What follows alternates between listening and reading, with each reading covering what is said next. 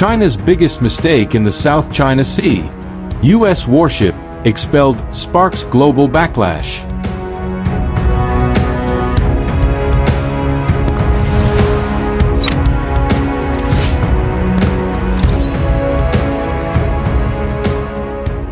Beijing has said that it expelled a U.S. warship from Chinese territorial waters in the disputed South China Sea.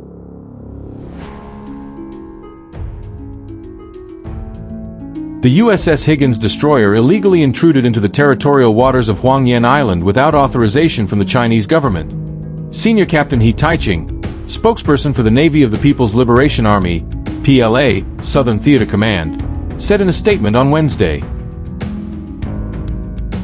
Huangyan Island is also known as Scarborough Shoal or Bajo de Masinloc. He said the PLA Navy deployed forces to track, monitor, warn, and expel the destroyer in accordance with laws and regulations. The U.S. military's actions seriously infringe upon China's sovereignty and security, severely undermine peace and stability in the South China Sea, and violate international law and the basic norms governing international relations, he said. He said naval forces of the PLA Southern Theater Command remain on high alert at all times, resolutely defending national sovereignty and security, as well as regional peace and stability. Meanwhile, Taiwan's defense ministry said it detected 14 PLA aircraft and 6 Navy vessels around the island nation on Wednesday.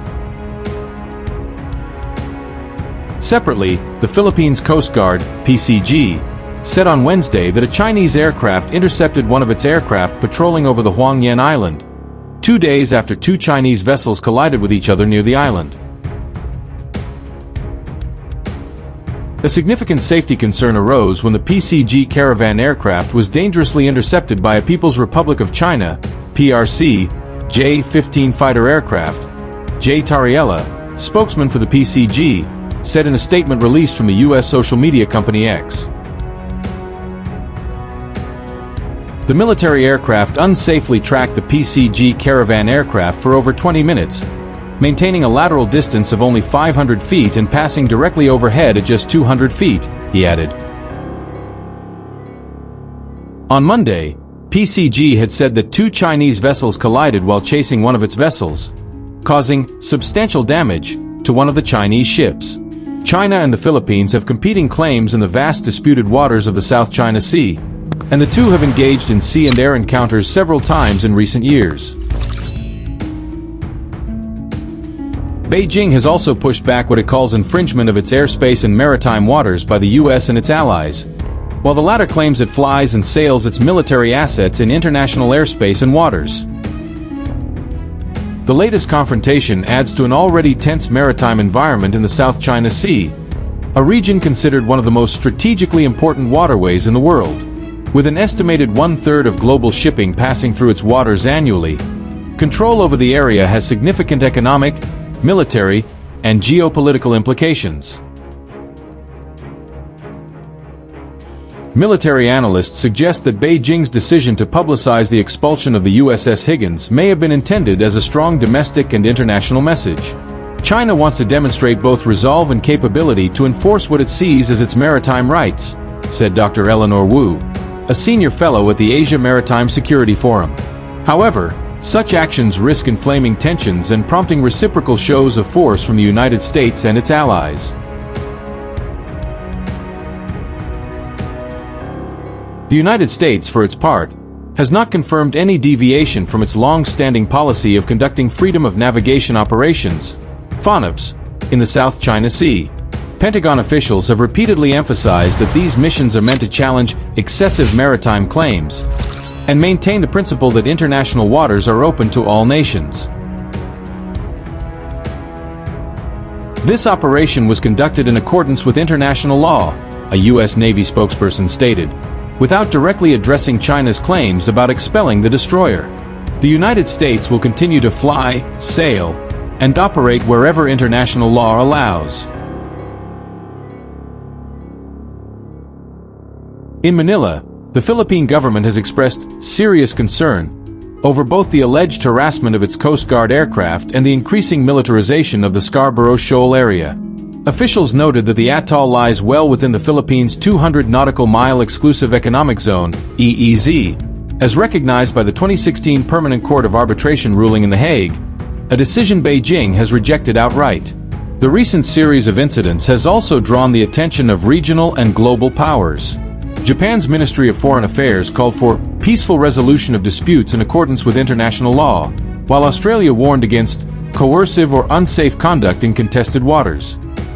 The European Union released a statement urging restraint and reaffirming support for UNCLOS as the legal framework governing maritime disputes.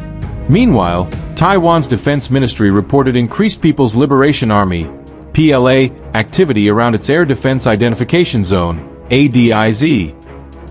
The 14 PLA aircraft reportedly included J-16 and Su-30 fighter jets, while the 6 naval vessels were identified as frigates and missile destroyers. Taiwanese officials warned that the spike in military activity is consistent with Beijing's broader pattern of pressure against the self-governed island, which China claims as its own. Back at Scarborough Shoal, Filipino fishermen continue to face the brunt of the standoff. Many report being shadowed or driven away by Chinese Coast Guard vessels, even in calm seas. "We are just ordinary fishermen. We are not part of the fight between big countries," said 42-year-old fisherman Rolando de la Cruz. "But because of these tensions, our livelihoods are at risk." Experts caution that the risk of a larger confrontation remains high. "It's not just the ships and planes we need to worry about, it's the human element," said retired Admiral Carl Patterson of the U.S. Navy. "A single miscalculation or an overzealous maneuver can spiral into a crisis before diplomatic channels can intervene." For now, the Scarborough Shoal remains a microcosm of the South China Sea's broader disputes. Overlapping territorial claims, high-stakes military posturing, and the constant shadow of great power competition. The coming weeks could be pivotal, as Washington, Beijing, and Manila all weigh their next moves. Diplomatic observers note that ASEAN, the regional bloc of Southeast Asian nations, is struggling to present a unified stance. While some members push for stronger collective action against China's assertiveness, others remain cautious, wary of jeopardizing trade relations with Beijing.